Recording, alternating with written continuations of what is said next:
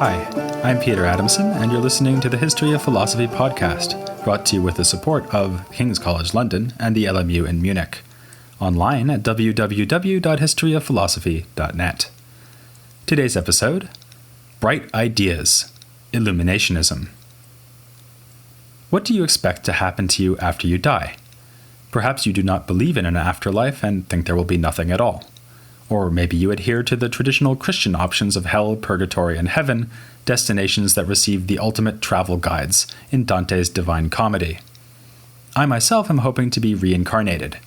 If I get to be a human again, I'd like to host another podcast, but without tackling such an enormous topic. I could do a series on dentistry, called The History of Gaps, without any philosophy. If I return as an animal, of course, you know what I'd like to be. Just in case, I'm leaving behind a very long scarf for my future self. This idea that the soul will live on but pass into a different body is sometimes called transmigration, or metempsychosis, and it features now and again in the history of philosophy. We probably associate it especially with the Indian tradition, but also with the ancient Pythagoreans. It is usually taken as a sign of their influence that, in the Phaedo and other dialogues, Plato has Socrates speak of human souls being reborn into non-human animal bodies. In the Islamic world, the doctrine of transmigration was itself reborn among the Illuminationists. Very few philosophers or theologians had embraced it before Suhrawardī, the founder of Illuminationism, and even he was tentative on the subject. Invoking not only the sages of India and Greece, but also his own Persian forefathers, in his most important work, The Philosophy of Illumination, Suhrawardī declared it at least possible that humans are reborn as animals. He did not, however, think that souls can go the other way, from animal into human bodies. As I mentioned in passing last time, he reproduced an argument against this possibility taken from Avicenna. The argument is that a suitably prepared human body automatically receives an emanated soul. If it received a transmigrating soul also, then it would wind up with two souls. And when it comes to souls, one is company for the body, but two is most definitely a crowd. In the philosophy of illumination, Suhrawardī seems sympathetic but unsure about transmigration of human souls into animal bodies, while in other works he argued against it. Yet he is consistent in rejecting the idea that the souls of humans existed before coming into human bodies. Despite, or perhaps because of, Suhrawardī's uncertainty about transmigration, the theme becomes a distinctive feature of the Ishraqi or Illuminationist tradition in philosophy. It takes its place alongside other Suhrawardian ideas, such as his doctrine of knowledge by presence, his rejection of Avicenna's essence-existence distinction as applying to things in reality outside the mind, and his critique of peripatetic logic on such topics as definition. Actually, though, later authors in the Islamic world, and for that matter, historians of philosophy nowadays, are oversimplifying when they speak of an Illuminationist school initiated by Suhrawardī. We can certainly point to several philosophers who were inspired by Suhrawardī in the generations after his death, and who wrote favorable commentaries on his works. We're going to look at 3 of them in this episode. But they are not direct successors or students of Suhrawardī, nor do they agree with him about everything. They actually draw on a wide range of sources, sometimes showing more sympathy to Avicenna than Suhrawardī had, and taking over arguments and positions from other critics of Avicenna, like Abul Barakat al-Baghdadi. This is especially true of our first so-called Illuminationist, Ibn Kamuna, who died in 1284. Ibn Kamuna was no straightforward follower of Suhrawardī, in fact, not even a member of the same religion. We looked recently at the Jewish-Muslim convert Abul Barakat al-Baghdadi, and now we see again with Ibn Kamuna that Jews contributed to philosophy in the East, not only in Andalusia. Some sources allege that, like Abul Barakat, Ibn Kamuna converted to Islam, but it seems more likely that he remained a Jew to the end of his life. In works on Jewish religious topics, such as a treatise on the difference between Karaite and Rabbinical Judaism, he draws on Andalusian thinkers like Judah Halevi and Maimonides. His philosophical works, though, are situated within the Eastern tradition of reflecting on Avicenna. Along with Fakhruddin Arazi and other thinkers we'll be looking at in the coming episodes, he nicely represents what I have been calling Avicennan scholasticism. Ibn Kamuna carefully dissected and tested philosophical arguments for their demonstrative value, and usually found them wanting. Though he is usually thought of as an Illuminationist, he does not shy away from applying this rigorous strategy to Suhrawardī himself. An excellent example is this whole question of the soul. He dismisses all the arguments for and against transmigration as inadequate, suggesting that philosophy is incapable of resolving the issue.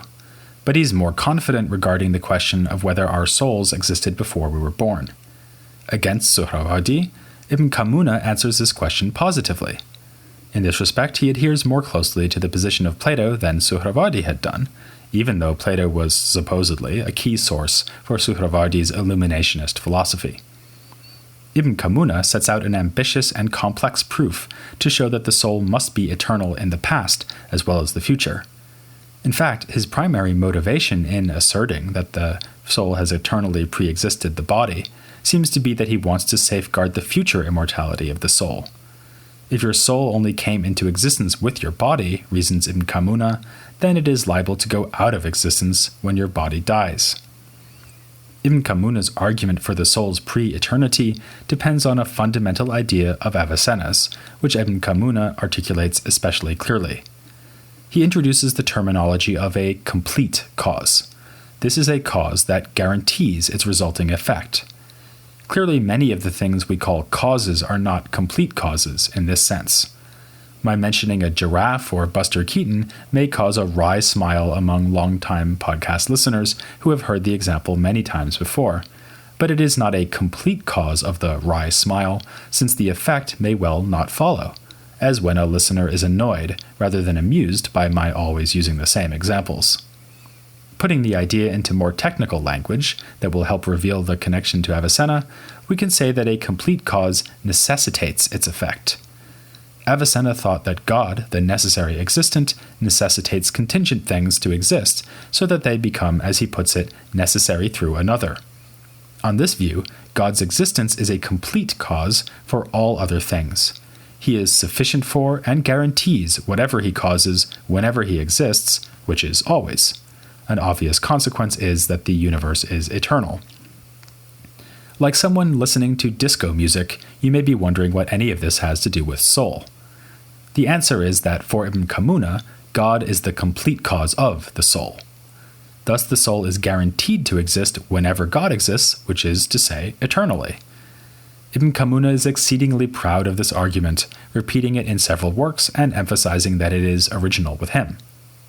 To get the demonstration to go through, he of course needs to show that God is the cause of the soul, something he achieves with a complicated proof that the soul is simple, and that anything simple must have a simple cause.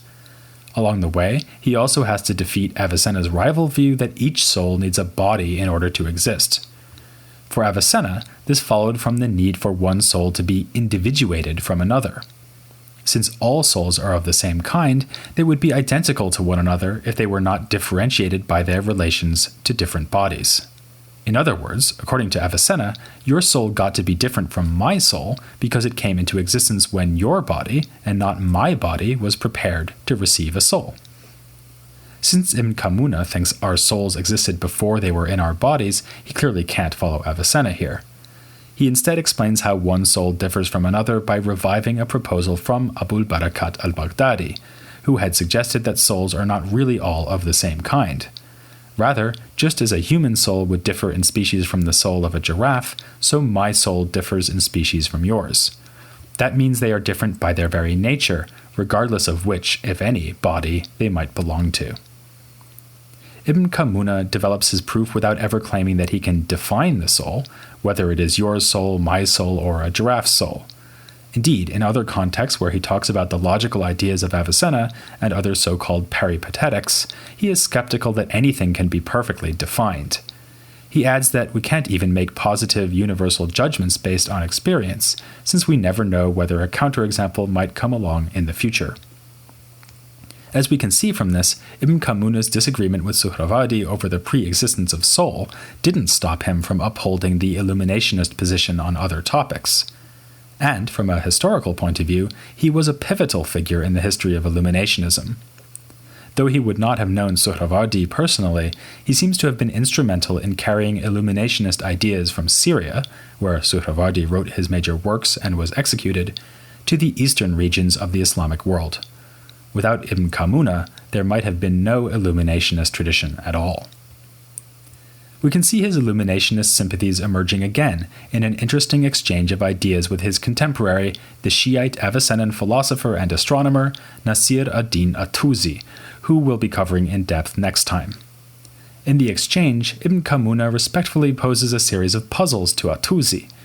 At one point he explicitly refers to Suhrawardī, and in general he gives the impression of wanting to test at-Tusi, a leading Peripatetic, to see whether he can deal with Illuminationist criticisms. The correspondence between Ibn Kamuna and at-Tusi illustrates an awkward feature of 13th century philosophy in the Islamic East. All the significant thinkers seem to have known each other, so it's hard for me to avoid mentioning figures I haven't yet covered properly. At-Tusi, in particular, had all the other interesting philosophers of the time in his address book. He also corresponded with Sadr ad-Din al-Qunawi, a leading philosophical Sufi we'll be considering later, and one of his students was a major Illuminationist. This was Qutb ad-Din al-Shirazi. Like at-Tusi himself, but of course unlike the Jewish Ibn Kamuna, Qutb ad-Din was a Shiite Muslim. Also like at-Tusi, he was a multifaceted thinker who wrote not only on philosophy but also on the sciences, producing sophisticated works on astronomy, medicine, and optics. From a young age he was trained as a Sufi, so mystical themes also make themselves felt in his philosophy. If stories concerning Qutb ad-Din's personality may be believed, he was apparently quite a guy, with a penchant for chess, music, and magic tricks, and a rather sharp sense of humor. When he heard that a Jewish colleague was writing a commentary on the Quran and had offered an interpretation of the line, "We have no knowledge except what you have taught us," Qutb ad-Din remarked he should have stopped at the first half of the verse. But he was open-minded enough to make use of the works of his Jewish colleague Ibn Kamuna, alongside another Illuminationist by the name of Suhrawardī. Both Suhrawardī and Qutb ad-Din wrote commentaries on Suhrawardī's major work, The Philosophy of Illumination. It seems that Qutb ad-Din was making liberal use of Suhrawardī's ideas in carrying on the Illuminationist tradition. Again, we have here something more complex than a faithful exposition of Suhrawardī's theories. Where Suhrawardī enthusiastically adopts the characteristic symbolic language of illumination, Qutb ad-Din follows Ibn Kamuna in writing more like an Avicennan philosopher. He was, after all, a student of at-Tusi, who is still known today for his staunch defense of Avicenna against his critics. So it's only to be expected that Qutb ad-Din sometimes departs from the Illuminationist position and returns to orthodox Avicennism. He restores fire to its place alongside the other three elements, where Suhrawardī had proposed that fire is nothing but heated air, and though he accepts Suhrawardī's skeptical attack on the theory of definition, he suggests that we can make do with essential descriptions of things and proceed with our science much as the Aristotelians had intended. But what we really want to know is, what are our prospects of being reborn as giraffes? Whereas Qutb ad-Din emphasizes that the Illuminationist founder, Suhrawardī, was rather tentative on the issue, Suhrawardī has no hesitations. He thinks Suhrawardī was convinced that human souls can definitely go into animal bodies, and Suhrawardī accepts this too. He admits Ibn Kamuna's point that there is no certain demonstration available on this score, but the truth of the theory is validated by the mystical experiences of great sages. Which great sages? The same ones name-checked by Suhrawardī, including the Buddha and Plato. Suhrawardī mentions here the arguments for the eternity of soul in Plato's Phaedo. As for how he would know anything about Indian beliefs in transmigration, we should remember that, by this point, the Islamic world has had cultural exchange with India for centuries. The science of India played a role in the development of mathematics, astronomy, and astrology already during the early Abbasid era, and a contemporary of Avicenna's, the great scientist al-Biruni, wrote a sprawling work called simply al-Hind, meaning India. Al-Biruni had gathered information from Indian Brahmins taken as war captives. He even anticipated the Illuminationists by finding agreement between some Indian ideas and the doctrines of the Greeks. The sages of India and Greece, as well as Persia, are also invoked by these Illuminationists in defense of another distinctive theory, the so-called world of images. It may sound like a media superstore, but it is actually a metaphysical realm, first postulated by Suhrawardī, and then further developed by his commentators Suhrawardī and Qutb-ad-Din. We've been seeing that many of the Illuminationists' innovations were put forward as criticisms of Avicenna. The world of images instead constitutes a major revision to the longer established hierarchy of Neoplatonism. Since Plotinus, Platonists, and those influenced by them, had recognized three realms or layers of existence below the first principle. A world of intellect is followed by that of the soul, with the natural or bodily realm below. The problem with this scheme from the Illuminationists' point of view is that it has no place for such supernatural beings as the jinn of Islamic tradition — jinn relates to our word genie — or for the demonic beings known in Arabic as shayateen. This is related to our word Satan, which comes from the same root in Hebrew. Furthermore, there are the objects seen in visions by prophets and in dreams. What are these things? Not mere illusions, that's for sure. We have the authority of the Quran itself for jinn, and visions have been enjoyed not only by the prophets but also by those Greek, Persian, and Indian sages who were so venerated by the Illuminationists. Demons and the objects of dream visions fit badly into the traditional Platonic metaphysical hierarchy. They seem to be neither bodies nor souls nor intellects. This was already recognized in antiquity, with Neoplatonists like Proclus treating demonic entities as mediating principles above the human soul, but below the truly divine. Still, it was a new idea to establish a whole fourth realm to house these mediating entities, as Suhrawardī proposed. This world of images is populated with things that are immaterial and thus distinct from bodies. Humans can grasp more transcendent items, like Platonic forms, using the intellectual aspect of the soul. But for these intermediary image entities, we must instead do what children had to do before the invention of television: use our imaginations. The imaginative faculty of a prophet is like a polished mirror that shows things from the world of images. This isn't far from an idea accepted by the Peripatetic philosophers. Al-Farabi already made the influential claim that prophecy is realized by a particularly powerful human imagination. The Illuminationists improve on the theory, or at least they think it's an improvement, by assigning a special metaphysical status to the images themselves. There's a connection here to the debates over the soul that I was discussing earlier in this episode. Both Suhrawardī and Qutb-ad-Din think that after death, some human souls manage to avoid transmigration into animal bodies.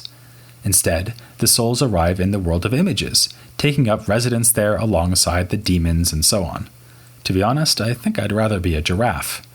But the Illuminationists would disagree, since they see animal bodies as a punishment for evil behavior in a previous life. At the other end of the scale, the purest of souls can escape the bodily realm at death and go beyond even the world of images, enjoying a direct vision of the lights of the intelligible realm. If you think all of this sounds pretty odd, I'm inclined to agree with you. To my mind, it illustrates an interesting tension within Illuminationist philosophy. On the one hand, they are not just willing, but eager to accept the direct visionary testimony of authoritative sages. Suhrawardī invokes such direct vision in support of his fundamental idea that the higher principles are lights, and for such exotic teachings as reincarnation and the world of images. On the other hand, the Illuminationists are unforgiving critics when it comes to the proofs of rationalist philosophy. This is so even when those proofs were put forward by Suhrawardī. We find Ibn Kamuna complaining that Suhrawardī's arguments against the pre-existence of soul in the philosophy of illumination fall below the standard of true demonstration, and even worse, they reach the wrong conclusion. More typically, the Illuminationists hold the Avicennan Peripatetic thinkers to the high standard envisioned by the Peripatetics themselves, and the arguments are nearly always found wanting. Are the Illuminationists being inconsistent then? Credulous in the face of intuitive visions, but hypercritical when anyone attempts to put in the hard work of demonstrating something? I don't think so. Their epistemology is consistent with, indeed demands, both attitudes. Suhrawardī dismissed the Peripatetic's methods not just because they wouldn't work, but because they were superfluous. When you have the option of directly beholding the way things are, why go the long way around by using dubious syllogisms to prove these same truths? With their philosophical posture, the Illuminationists reconcile two major currents in 12th and 13th century thought. The ideal of direct vision is, of course, borrowed from the Sufis, and Illuminationism is accordingly seen sometimes as a part of the mystical tradition within Islam. Equally important, though, is the rigorous side of Illuminationism, where they contribute to Avicennan scholasticism.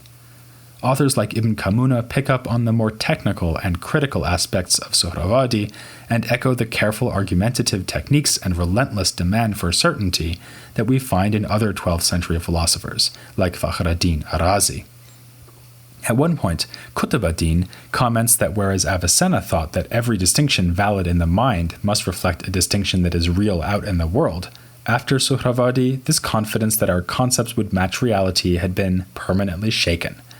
The Illuminationists are thus a part of a general trend towards philosophical skepticism in this period, but only a part.